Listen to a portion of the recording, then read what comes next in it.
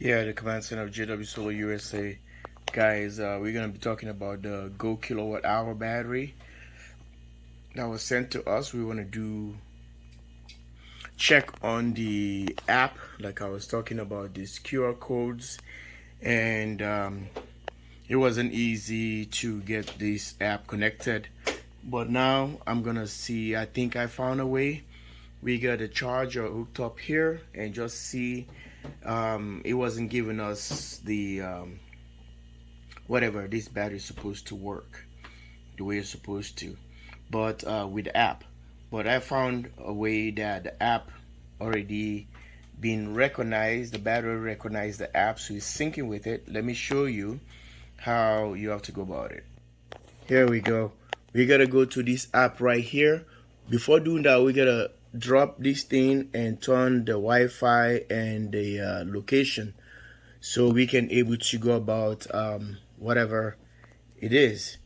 So we go back here and push this elephant thing.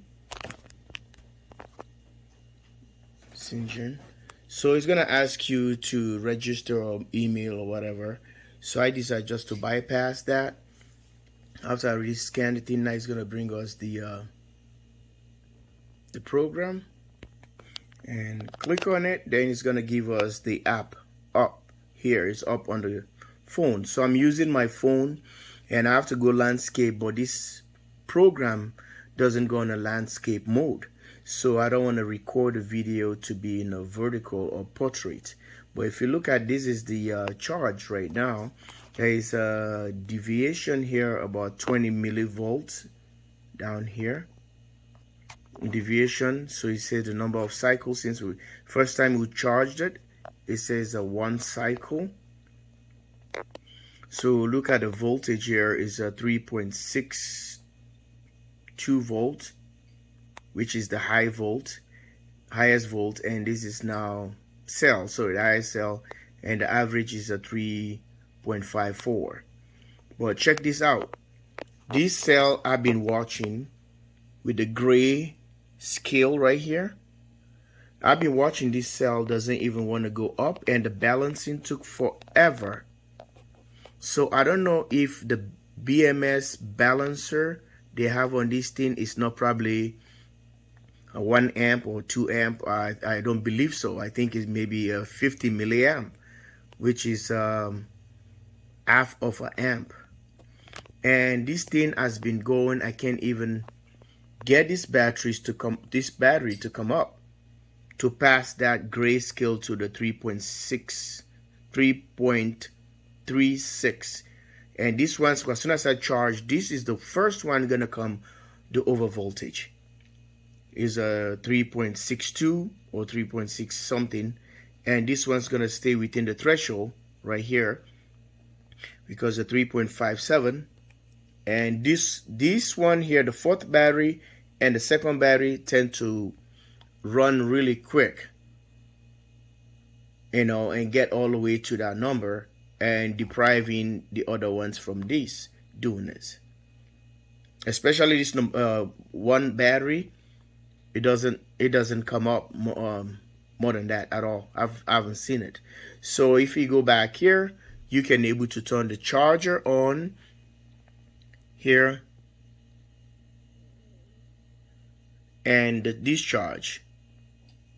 So you can reset the capacity and go back here, and it's gonna say probably discharge, and I turn the discharge mode, which is, I was thinking maybe it's just to discharge the highest cell of the battery.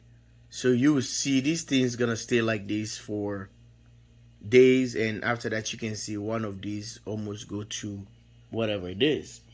But I already have the battery is right here on the other side of me, but it transmits through Bluetooth connectivity, and we have an Ames charger. I think it designed to charge up about 13 something, but yeah, I can't do much with this at all. And you can see here it's reading 14.1. I thought it's supposed to be reading at 14.6. We can able to charge the battery all the way up like that. I don't know if the charger is the limited one, and now you can see the battery balancer. It drops this high one, and now this one's gonna stay there. That battery is always gonna stay there. Instead of transferring the power to this one here, I don't know how this BMS works.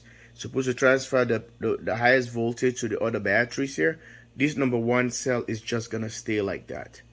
For some reason, we have to do probably run the battery all the way down and try to bring it back up to charge it. And you can see, and there's a battery deviation right now is 250 millivolts, just turned to 240 millivolt.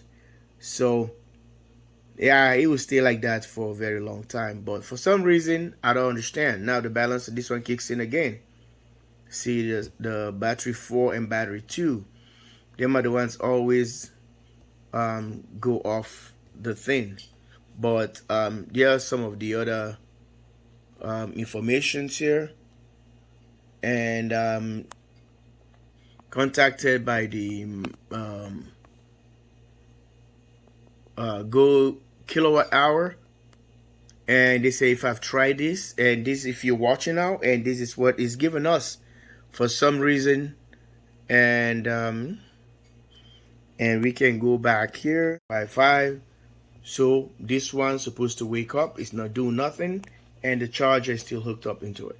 So the MOSFET is reading at 23.0 degrees Celsius, which is very close to I think it's 70, within the 70 something, because 25 degrees C is 77 degrees Fahrenheit.